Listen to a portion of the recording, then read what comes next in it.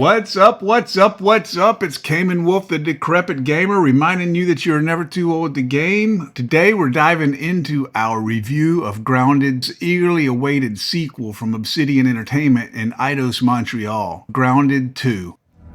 Hi there, I'm Pete. I know all about arthropods. Look, I have a confession to make. I've never really played survival games. That's not to say I've never played a survival game. I'm just saying that the genre as a whole has never really gotten its hooks into me.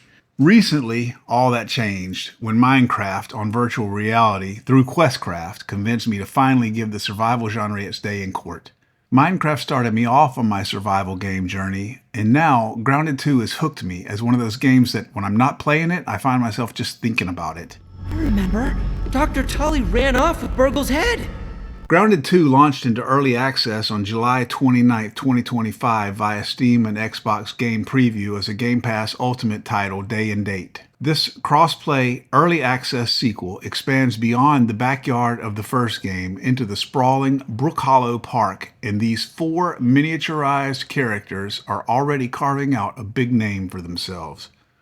The core loop of gameplay remains intact. You're still collecting resources, crafting gear, and surviving, but this sequel introduces standout features that elevate the experience. First of all, we have the Omni tool. Omni tool? An all tool? Intriguing concept.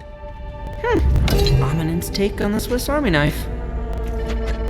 This replaces the multiple individual tools with one adaptive instrument streamlined for gameplay without sacrificing challenge. It's really just one of those instances where a good developer took a close look at their game and realized what's fun and what isn't. They seem to say, hey, there's no need in making these players manage a bunch of different tools that all essentially do the same thing on different resources. Let's just give them one tool that doesn't take up an inventory slot, and then that's all they have to worry about managing. It still adds to the gameplay in the same way and doesn't detract from the gameplay at all. Next up, and probably the biggest and most highly anticipated upgrade, Buggies. Buggies is how Grounded 2 affectionately refers to its mounts. Much beloved by players, they're AI companions that you can ride and fight with, changing traversal, combat, and resource gathering for the better. As of this writing, there are at least two mounts planned, the Red Soldier Ant and the Orb Weaver Spider. But in early access, the only one that's available is the Red Soldier Ant. When you get your ant companion, completely changes the game. I have to admit, I had some concerns about the mounts. I had this suspicion that once you got a mount, you would never get off of it, and the entire game would just be about riding the mount and doing everything that you did while on the mount. That's not the case at all. In combat, you can be knocked off your mount. When you're knocked off your mount, or if you decide not to mount your buggy during combat, your buggy will fight along beside you as an AI companion. Your Red Soldier Ant mount can also summon additional worker ants to fight along beside you, making you a veritable walking army. This is great if you decide to play, for example, the Ranger class that focuses on ranged weapons. This allows you to, even when playing solo, have some tanky companions that can keep your foes at bay while you unload arrows into them. Visually, the move to Unreal Engine 5 was a great one. Textures and lighting are great, and the vibrant park is just an awesome thing to behold. Players seem to really be taking to Grounded 2. Within an hour of launch, it reached almost 50,000 concurrent players on Steam, and many critics are calling it one of the best survival games they've played early on. Count me among them.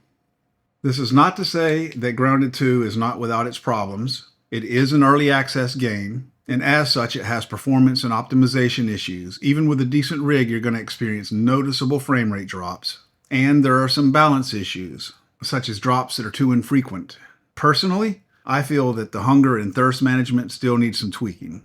A glass of water wouldn't hurt. Although there are upgrades and craftable items to reduce the consistent attention required by these resources, in the early game they still lean heavily toward very frustrating. And last but definitely not least, my game has suddenly crashed out of the blue, dropping me back to the Xbox home screen more than a couple of times. Still, I can easily find my way to forgive these issues because I've seen my share of full release games with issues much more substantial. All in all, the game does feel relatively polished. Obsidian has a fairly clear roadmap all the way through 2026. In the fall, they plan to release a new boss, a number of quality of life improvements, and new languages. In the winter, they plan to begin supporting Steam Deck and ROG Ally. release a new buggy and insect types, and release a creative playgrounds mode, new gear, and a Tier 3 Omni-Tool upgrade. Summer of 2026, they plan on releasing new water mechanics, swimming, zip lines, aquatic gear, and watery bases. Almost no matter how you slice it, Grounded 2's early access debut is a strong success. Building on its predecessor with smart streamlining, fresh features like buggies, deeper visuals, and community-driven design. Yes, it shows its early access status in spots, but its ambition, polish, and promise speak very loudly. Look, here's the long and short of it, guys. When it comes to any new game, graphics, balance, combat design, visuals, level design, all of those mechanics, they're very important. They can all work together synergetically to make or break a great game. But the real question for me with any game, does it hook me? If a game can make hours feel like minutes, and as I said at the beginning of this review, if it makes me think about it when I'm not playing it, that is a great game. And I have to say, I wholeheartedly endorse Grounded 2 as a great game. Thanks for watching, and for more reviews, news, tips and tricks, and great gameplay videos, subscribe to the Decrepit Gamer channel, and let me know down in the comments what you're most excited about in Grounded 2. Now, I'm just looking forward to getting this video edited, uploaded, and getting back on Grounded 2. This is Cayman Wolf, the Decrepit Gamer, reminding you that you are never too old to game. And for now, my friends, I am out of here. Woo!